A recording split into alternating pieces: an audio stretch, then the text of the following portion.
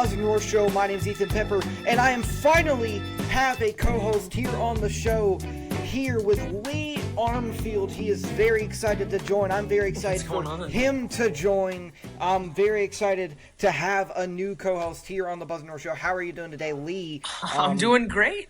Ethan, how are you, man? Let's go. We got the freaking show. We're here. Let's Amazing. go. I'm great right now. Heck yeah.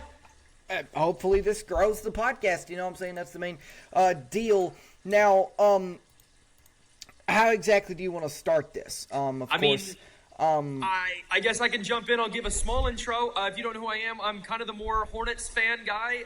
You can call me the Buzz of the Buzz and Roar. Ethan will be the Roar. Obviously, I love the Panthers and Knights just as Ethan loves the Hornets and Knights. But, having a little bit of knowledge from the basketball side that's super in-depth versus Ethan's super in-depth knowledge on the football side, and just a mutual love of the sports in Charlotte. Ideally, we can provide some more banter, some more creativity, some more energy, more consistency. We can start off with that conversation talking more about the Hornets if you want to jump in there. I know that one of the big stories over the last week is Con Knippel's slump. We can call it Con Knippel's slump if you want to call it a slump. But one of the big things that we noticed is VJ Edgecombe, the rookie that was actually selected before Con Knippel, just won Rookie of the Month for the Eastern Conference for the first time for the month of March. For the first time, Con Knippel has won Rookie of the Month all 4 of the previous awarded months. But this slump has caused, our boy to slide a little bit. And I'm curious to know if, are you scared? Are you sweating the rookie fight? Are you worried that if this slump continues, we could maybe not see ourselves having the Rookie of the Year? Like, how much do you want to focus on someone who has proven consistency is their night, is their game, versus, well, it's not consistent if you have 7 off nights in a row? Like, when do we get concerned as Hornets fans? I mean, I'm not as concerned as most people are right now about Con Knippel going on this huge slump. I think right now he is on a kind of, he was like the best three-point shooting phenom in the draft, and he still is. I mean, you can't take that away from him. But, in general, I'm not really worried as of now. I do think Con Knippel is still the best rookie out there, if not, the best rookie out there. Yeah. VJ Edgecombe, he's really good.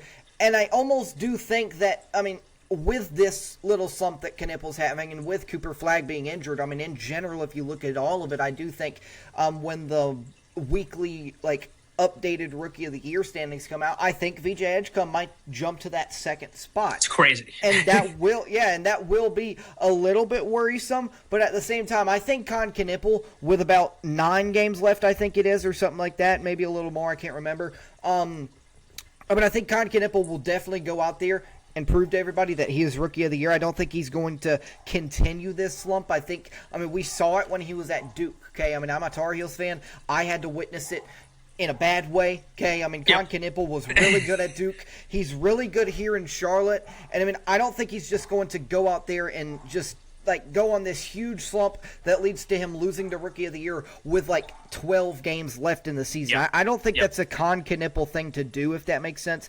And so I do expect him to get a lot better in that kind of standpoint of stuff. 1, 2, 3, 4, 5, 6 games left. Okay, so I was wrong both times. 6 You're good. Games we're left. really getting down. We're really getting down to the wire here. But, yes. Yeah, 6 games left. Also, Rookie of the Year is voted after the regular season, right? Is that Correct, true? Yep. There will be a rookie. There's a Rookie of the Year it's pretty much only for the regular season. Now, there is, I believe if we push into the postseason, it's not directly after the regular season when voting is. I can look that up. But I do, if we push, if Con Knippel shoots a game winner and does a 4-game series against the Pistons and we beat them out, stuff will matter too. We're not going to ignore it. But traditionally that's not talked about or discussed very much. No, to answer your question in general, no, I'm not worried at all. I do think, we play the Suns as we're recording this, it's going to come out on Saturday, but as we're recording this, we play the Suns tonight at 7. I think I don't want to jinx us here. If Saturday comes and I'm wrong about this, then whatever, but I do think that Con Knippel is going to have a good night, with only 2 home games left on this, long home little streak. It's actually off the streak, if I'm correct, because we played the Nets on the road, 2 days ago, Tuesday. And, you know, I mean, now we're back Friday, tomorrow against the Pacers, back at home once again. And so, I mean, I think Con Knipple's fine, okay? Like I just kind of mentioned, he's a fighter. He's willing to give it all on the court. I think, you know, I can't tell you exactly what's happening right now with Con Knipple. I don't know if you can kind of give me your insight on maybe what you think might actually be happening with Knipple right now. I do think he's getting open shots, though.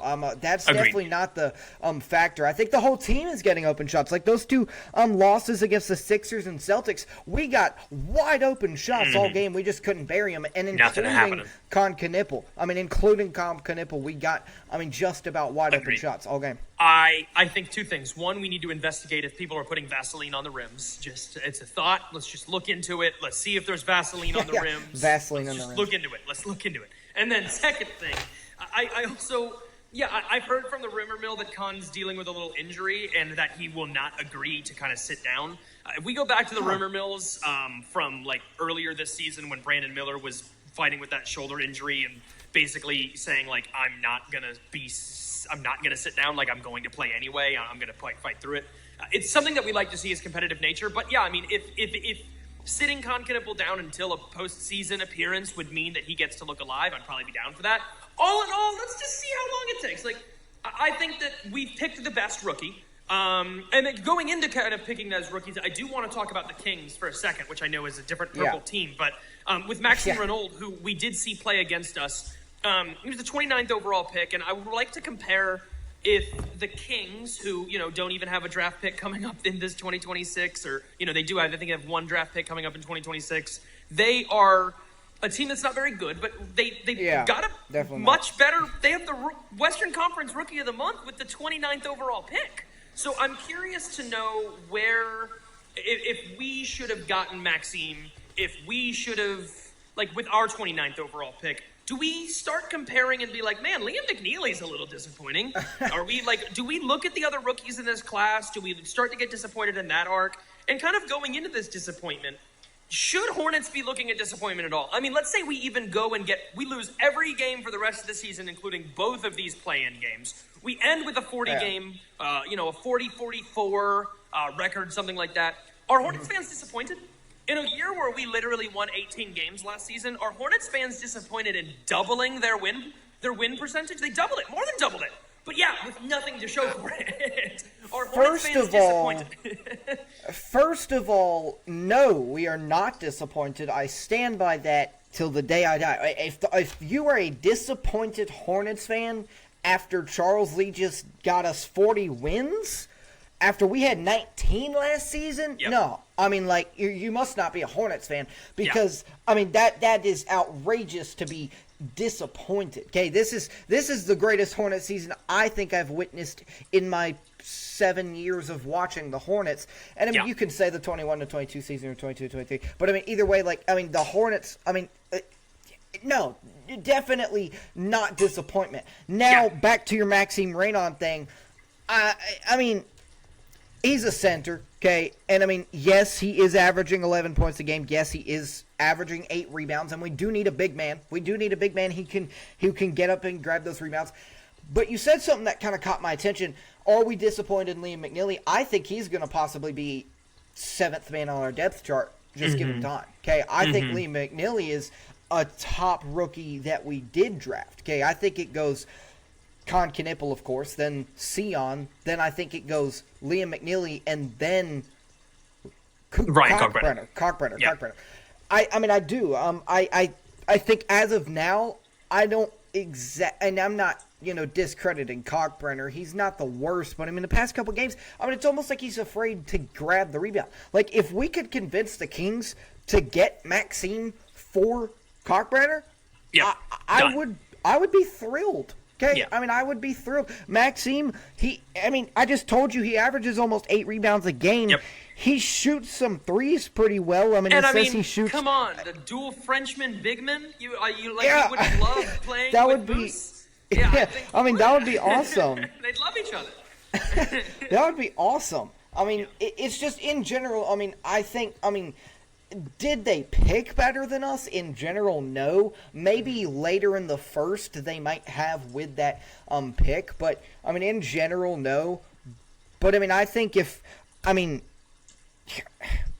think Kalkbrenner, he's good. Our entire draft was easily the greatest draft, honestly, I've witnessed in who knows how long for the Hornets. Four spins at it is a little unfair, but it was a great draft. Besides, us drafting all these great players and trading them away, okay, remember when we drafted, I think it was, Kobe Bryant or Shea Gilgeous-Alexander. Both. What did we? Yeah, and Both. then we traded them away. We finally, and this is another point. We finally have a general manager and a front office that is halfway decent. Okay, yep. I'm kind of going off the point here, but we finally have a front office that goes out there and gets the job done no matter what, and they finally go out there and not just I don't know how to put this, but not just ruin the entire draft because you trade for a second round pick for just because he's hyped and has NBA. Absolutely, he's got 114,000 Twitter followers, so he's got to be on the Hornets. So he's got to be on the Hornets because he's popular. Right, But in general, back to your point, no, I don't think they pick better than us. I would like to hear your thoughts on it though, definitely. I think disappointment is not a word I can use as a Hornets fan. Yeah. Even as a Hornets fan who, I wasn't really disappointed in a 19-win season either. I just don't really feel those emotions. Now, do I look at would I have preferred Maxime over Ryan Kalkbrenner? Yeah, I absolutely would have. Now, I don't think that pick would have really been available to us. But I also, it goes to showcase, I don't know, how weird this draft was when we're talking about things like Cooper Flagg not being the obvious overall number one and maybe not even being the obvious overall number two. It goes to show you that the talent in this draft got shaken out so weird. I'm not disappointed in anything. We're fine, but no, I think it would have been really, really, really, really freaking fun to have Maxime and to have Musa. The Eminem. There's a million different. There's a lot of nicknames. They're both. They hung out with each other pregame Kings and postgame Kings. They like each other. They hang. A jersey swap is next up. They already respect each other. I feel I don't know. Yeah, I'm not disappointed as much as maybe I just want it. And the Kings, they had what's his name? I also wanted him. Are you talking about the kind of old guy, Domantas Sabonis? Yes, Sabonis. I wanted Sabonis. Yeah. Thank you. I talked about that a couple weeks ago without you. I really want Sabonis. Yeah, so the Kings just need to give us what I want the Kings to come over here. The purple, we're the same color. The entire Kings organization. Let's just bring them over here. Let's swap some jerseys. Yeah, let's just swap some jerseys and see if someone notices. I don't think the Kings care. Now, do you think it is a possibility that Jeff Peterson trades for Maxime? Jeff, I don't think the Kings care. I really don't. I really don't think that the Kings care about anything anymore. I think the Kings have given up. And it's with love and respect to the Kings, as a Kings fan, I am not a Kings fan, but if you were a Kings fan, I respect and understand exactly where you're coming from and even why it is fun to be a Kings fan. I like watching losing basketball. It's fun. The Hornets have done it the past 5 years. Absolutely. And I know that's why I've been a fan of the Hornets the last 5 years. It's fun to watch losing basketball. But I think that the Kings they aren't trying. Why? Look at the entire Kings roster. None of it makes any sense. It just doesn't. Yeah. I don't know. They have DeMar DeRozan. They're hanging out, and beyond that, it's just kind of it's just have some. So I'm not disappointed as much as I just want that. I think we could trade for anything. I think Jeff Peterson can do anything he wants, and the Kings probably are getting tons of calls. So maybe. Yeah, definitely. There's a chance that we get Maxime. I literally have no idea. That's a stretch though, because of how good he's kind of been. Yeah, you'd have to overpay. Is he a starter for them yet? Is he a starter? Yeah, for them yet? He's a starter. He's a starter for the Kings, as injured as they are. Yeah. Okay. Daquan Jeffries is on the Kings the last day of his 10-day is today, to show you how stretched out that roster is. Well, they have Maxime Reynolds and Daquan Jeffries on the same starting lineup. Amen. I didn't even realize that. Yep. Well, speaking of starting lineups, we are now talking about the Panthers. I guess after the sound effect, which we'll play, we'll talk about starting lineups. We'll talk about drafts. We'll talk about what the possible starting lineup for the 26-27 Panthers are going to look like. Until then, let's play the sound effect. Yep. So the Carolina Panthers, okay, I've got all my Panthers jerseys and stuff on, okay, I've got my Panthers little, Pepsi cup holder, whatever, not sponsored. Pepsi, please sponsor me. I'm kidding. That's not going to happen anytime soon. Pepsi will sponsor anything. Yeah, they will. But they actually sponsor my high school. I've seen trash cans sponsored by Pepsi. Really? That's crazy. They will sponsor anything, especially here in the Carolinas. They will sponsor anything. Hey, getting off topic here. Getting off topic. Yeah.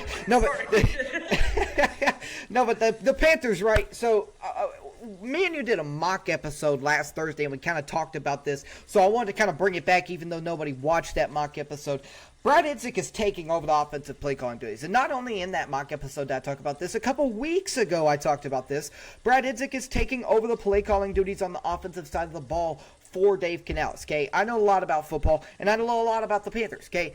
And I talked about it a couple weeks ago. Like I said, Dave Canales, he plays kind of just a run-heavy offense. Like I said, like a bunch, just like a 3 tight end formation just about every single play. Get Bryce Young right under Austin Corbett. Just really play action pass right over to Chuba Hubbard. Roll out right, dump it off, or even roll out right, throw it deep. It's kind of like a you have a post route going this way and a short route, so like Bryce Young can kind of like roll outside and then kind of choose, does he want to go short or does he want to go far?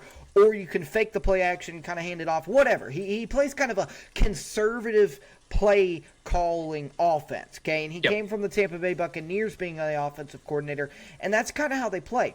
But you know who also came from the Tampa Bay Buccaneers? Brad Idzik, okay? Brad Idzik came from the Bucs.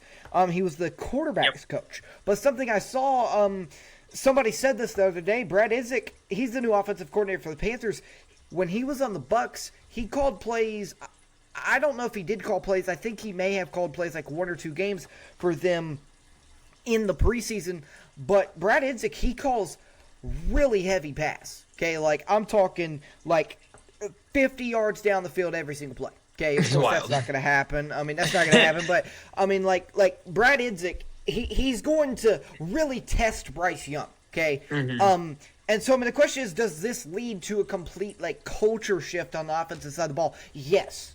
Because the past 4 years of Bryce Young's career, he's been kind of slowly just slowly developing with this Dave Canales offense. But now this year, as a 5'11" quarterback, he's going to go out there and have to prove himself on a, like Kansas City Chiefs type offense, okay? Like, he's going to have to go out there and really try and I'm not saying we're not going to run the ball with Brad Idzik. We've got one of the best running backs up and coming in the league right now. We've got Chuba Hubbard, Jonathan Brooks. We just got A.J. Dillon. I mean, 3 really solid running backs, especially if Jonathan Brooks can stay healthy, okay? And so, I mean, Brad Idzik's definitely going to call a lot of passes. And so, I mean, my question to you to kind of build off of this, is it going to lead to a complete culture shift? I say yes. I do think Bryce Young is going to get really tested. I think everyone that we're going to have a really built O-line. I think that O-line's going to have to be ready, because if they can't protect Bryce, he's going to get sacked every play because they're passing the ball. Okay, I think Brad Idzik's going to have a first down pass, second down pass, third down run, fourth down pass kind of offense. So like kind of 1 down per drive kind of pass situation. So that's kind of my question to you, if you want to build off that. Yeah, I mean, obviously time's going to tell. Bryce Young is capable of doing quite a bit. We've seen that. He's definitely I'd call him a jack-of-all-trades quarterback. You know what I mean? I don't know if he's exceptionally good at anything. But I would also say that, it's required for, any play caller to understand what quarterback they're working with. So I would say that, if you were hired into a job, I would be interested to see what that interview process looked like. But are we changing this offensive coordinator position because Bryce Young isn't playing the way that we know he could be capable? Or are we trying to say, hey, like during this job interview, maybe we asked, how are you going to work with Bryce? Maybe he gave us a different answer. I think that there's a world where Bryce Young has, especially over the last year and a half, kind of started to change the Panthers culture himself. So there might be some sort of just mutual conjunction there. I'd hope that it doesn't, when you use words like challenge, push Bryce Young, I like it, but I also don't want there to be any clashing there. And I really want Bryce Young to understand that you are a starting quarterback in the NFL for a reason, bro. Like, you're a top 15 or 20 quarterback on planet Earth. So, your capabilities are, I really do, like, especially with how, obviously I'm a Bryce Young fan, but, like, let Bryce Young, to a degree, do what he's good at. So I'd hope that, culture shift with Bryce's help, with Bryce's cosign, not pushing Bryce out of his comfort zone to get to that culture shift. Yeah, kind of let him be more of a leader than he has been. Exactly. Kind of let him be like this leader that we haven't. Well, we have seen in him a leader. Okay, last year was number one the best Panthers season I've watched since 2015 when Cam Newton led us to the Super Bowl, had an MVP season.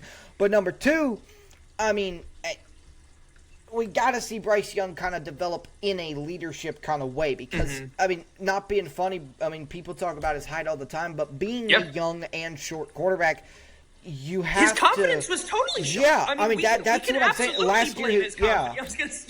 I don't want this new offensive coordinator to make Bryce Young hate himself. I don't want that. Yeah. And I mean, Brad Idzik was with the team the past 3 years, working with Bryce at that QB coach spot. So I mean, they kind of already know each other in a way. So I mean, it's kind of just a matter of how will Brad Idzik do in general, calling the plays instead of just working with Bryce Young, because once again, QB coach, is he going to, not be able to call plays? And if he isn't, okay, I mean, I'm not saying he can't call plays. He's a really good QB coach, and I mean, I think he definitely has the talents to call plays. But like, if he cannot call the plays, then I mean, who do we go out there and? How do I say this? Do we give Dave Canales? Does Dave Canales take the play calling to his back? Is what I was trying to say. Like, does Dave? I mean, I think it really obviously. I was going to say that it's going to be one of the first thing that gets blamed. You know what I mean? If we face the Rams and we don't beat them again, people are going to be like, okay, what's going on? You know what I mean? Like we're gonna. It's gonna be one of the very first things that we point to if we lose our first 3 games. I just think that's gonna be the reality. Yeah, and I mean, last year we did lose our first 3 games, and they pointed to Dave Canales. Okay, I mean, so I mean that kind of proves it. Now, building off of a young person, I kind of did your move there. Building off of a young person, who should we take in the NFL draft this season? Okay, it's coming up very soon. Just about, I think it's on the 26th of April or something like that. Maybe something like that. Yep, I can find out. Is the first round. So it's time to start talking about it. Okay, I mean, you got to start talking about 24th, 23rd. Yep, 23rd to 25th. 23rd to 25th. So the first round is the 23rd. So that's, I mean, the 23rd is kind of the main deal. Who do we take in the first round? Okay, of course, like I mentioned a couple weeks ago, 19th pick, I said, okay, so let me kind of go back literally a month ago. I mentioned the fact that we don't have linebackers, and we should try and maybe trade up for Kenyon Sadiq if we can't. I mean, not Kenyon Sadiq, Sonny Styles. Kenyon Sadiq is a tight end.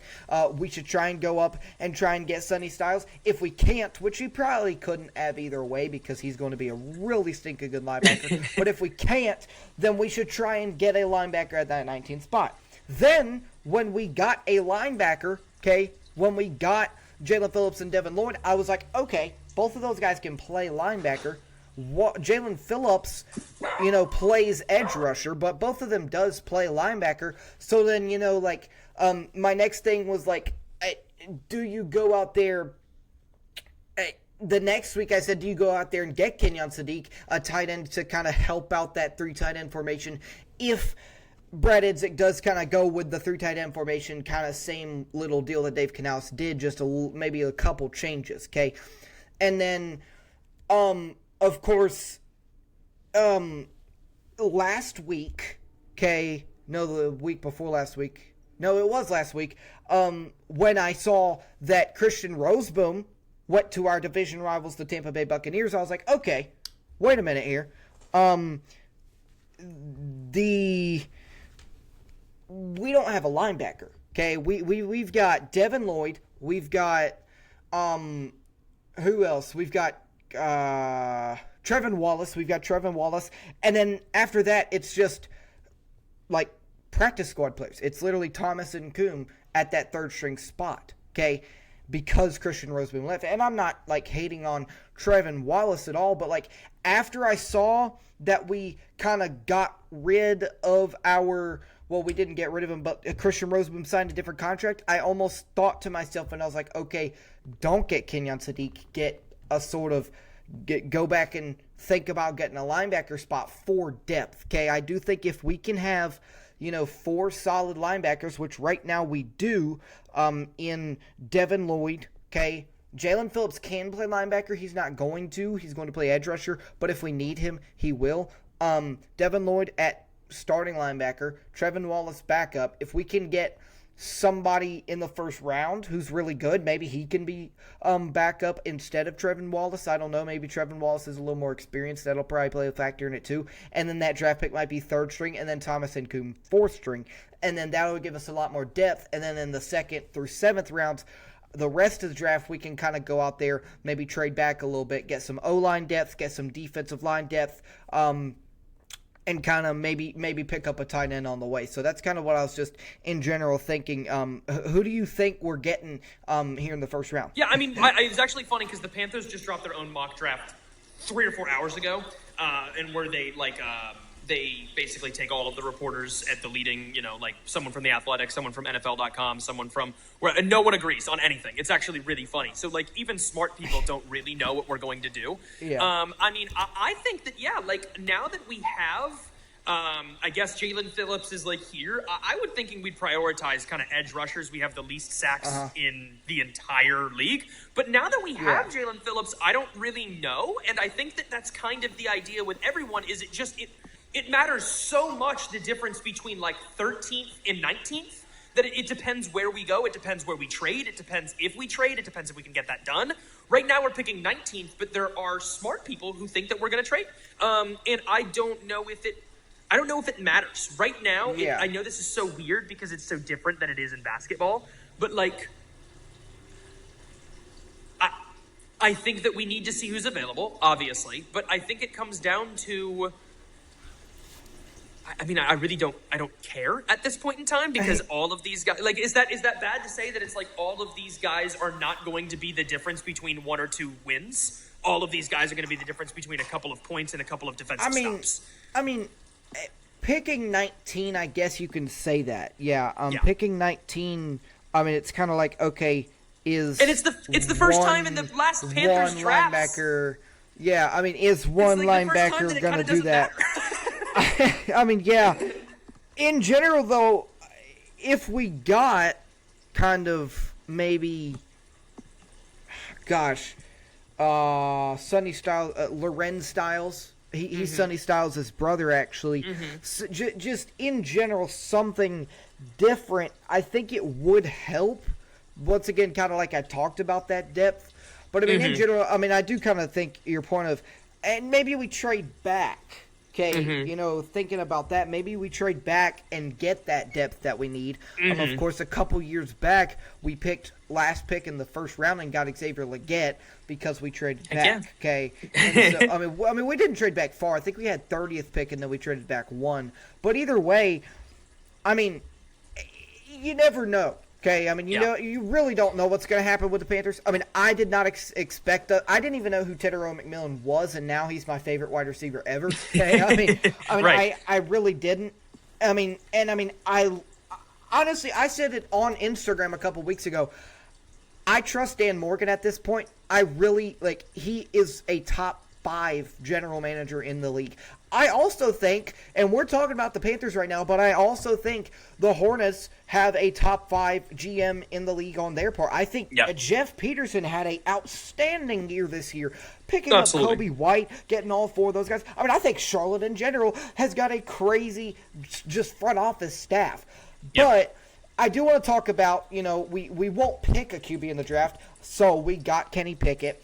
How will the new backup quarterback Kenny Pickett do in developing Bryce Young? Okay, of course, Kenny Pickett, he's kind of young himself. He's not that young. I think he's about 29, 30.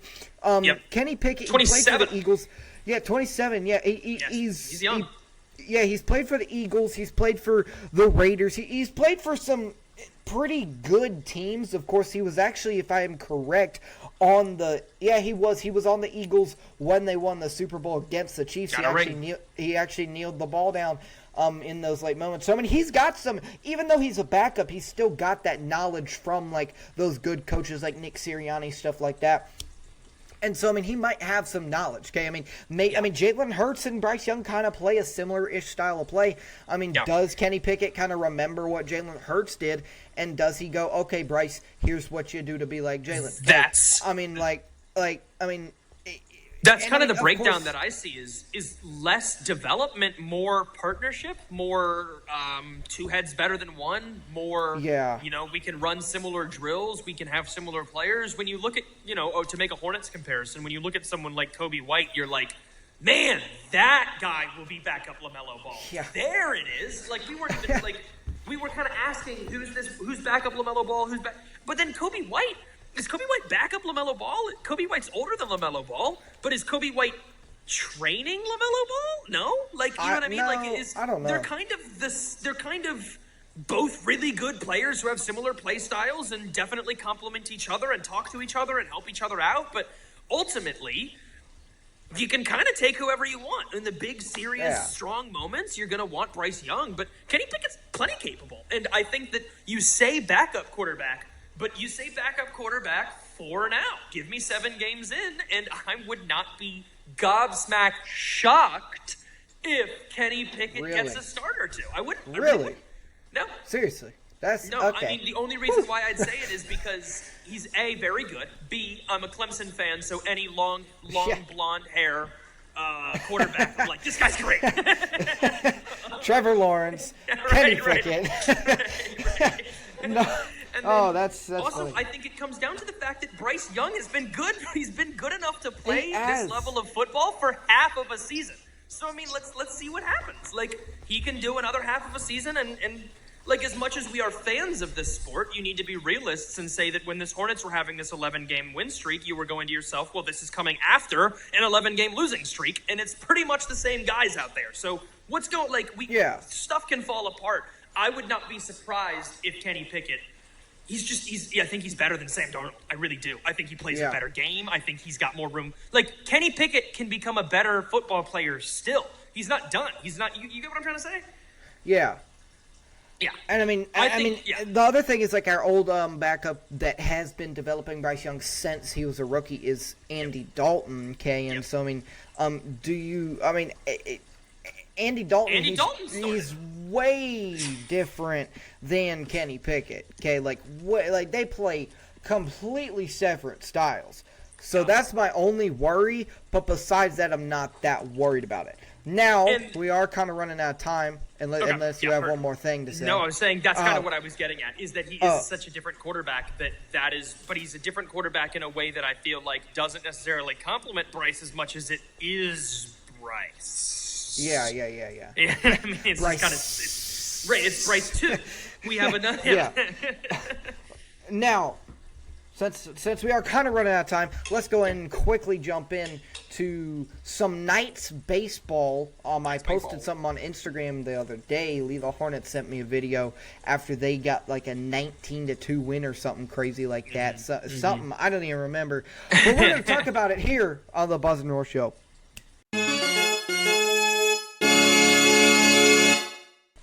That is correct. The Charlotte Knights not only start out their season with a win, but they started out with, count them up, 25 RBIs in their first 3 games before taking a loss. Now, that comes from what I think is kind of fascinating. It comes from players who are, if we actually look at this box score when we break it down, sorry, y'all, I'm still trying to actually break down this box score.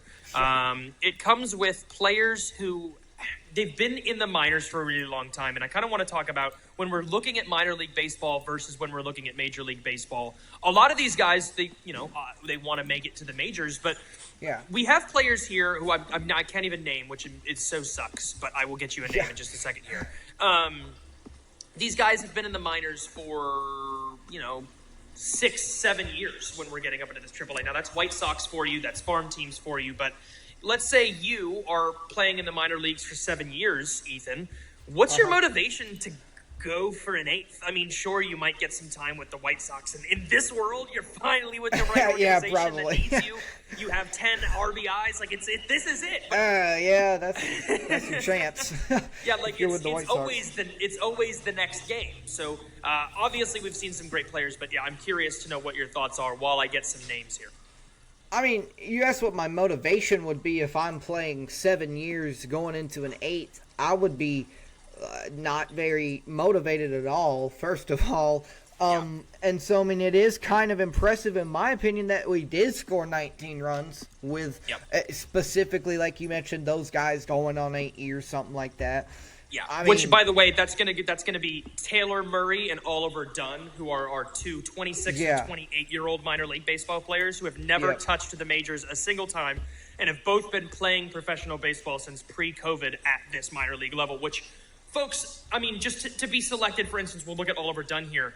He was picked 345th overall and is still playing baseball to this day. Like, I mean, think about what it would take for, like, a guy who was picked, like, 49th overall in the NBA to still be playing the NBA 7 years later.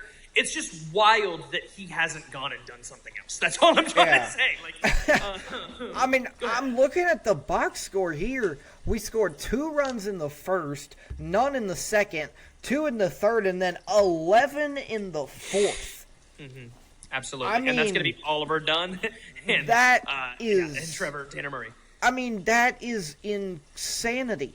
Like, 11 in the fourth. Think about that for a second, okay? Yep. I mean, like, that's why I'm kind of, like, just in awe right now, because, like, I don't remember the last time, number one, I've seen a almost 20-point, like, game in baseball anyways. Major league, very minor league.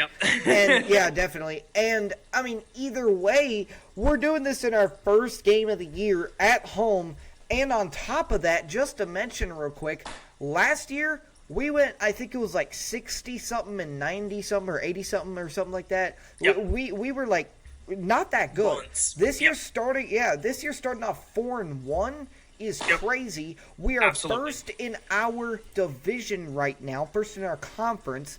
Okay, it's a great start in Truist Field. Okay, how long until the White Sox start gutting our team? That'll be the final question that I have for you. If we continue winning 80% of our games, will we keep our team, or are these guys going to the majors? Tanner, it's your day. Well, let's see, because the White Sox are probably not doing so hard. Yeah, they're 1-5. Okay, they're 1-5 right now, and that's not good at all. All of these guys aren't going to the majors, bro. They're not. Yeah, I mean, that's what I'm saying. If I were Tanner Murray and Oliver Dunn, it's it. You did it, Oliver Dunn. You've got like one game, you're on. Bring them on up. Yep. I mean, honestly, I think if we win this next game, we're going to start seeing them very soon. Because the White Sox are probably one of the most poverty franchises in the MLB right now. And so I do think that if we win a lot more of these Nashville games, I think they are going to bring up some guys. However, I want to put this out there. I don't think it's going to affect our team as much as some people may think. I think if they bring up Oliver Dunn and Tanner Murray, and then they send down 2 guys that were just playing in the majors, they were playing in the majors. They have experience. Mm-hmm. They can't be that bad. Like Mm-hmm. I think even just the bench behind Oliver Dunn and Tanner Murray right now have done. You're right. Still phenomenal. Okay, I mean our pitchers, like me and you talked about on that mock little episode that we didn't showcase, okay, like I didn't upload it once again on that little thing that we didn't upload last Thursday. They're doing great, okay? They're doing great right now. And so I mean in general, I mean Charlotte Knight's doing good. Carolina Panthers doing good. Charlotte Hornets doing good. Charlotte Hornets doing good. Checkers just clinched the playoffs. Didn't talk about them. I don't know. Charlotte SC's doing good. Greensboro Swarm. Yep, Greensboro Swarm. Game of their entire franchise history. And so that is going to do it here in the Buzz and Roar Show. With all of these Charlotte sports doing phenomenal, we are going to shorten these episodes down a little bit more. This was our first one. Give us some grace. It was 40 minutes long. Kind of winging it here. That's what we said before we started this. Yep. And so thank you so much, Lee, for coming on. Of course, I'll see you every week, hopefully, from now on. Hex yeah. There will be some, clips coming out weekly. I'll of course continue to upload reels on Instagram. Go check out his stuff. Link down below. Of course, leave a Hornet on Instagram. Whatever. Go check it out. See you guys for this is episode 29 or 30. I can't even remember. I think it's 30. My own podcast. I think it's 30. No, it's episode 29. We have not done 30 yet. Okay. It's 29. Yeah, it's 29. Yep. Next week will be 30. Next week. Next week will be 30. Week. Yep. Oh, yeah. That's perfect. Del Curry next week. All right. See y'all next time here on the Buzz and Roar Show. Hit that sub button. Follow Instagram. See y'all next time. Thanks, Lee, for coming on. New co-host right there. Bye.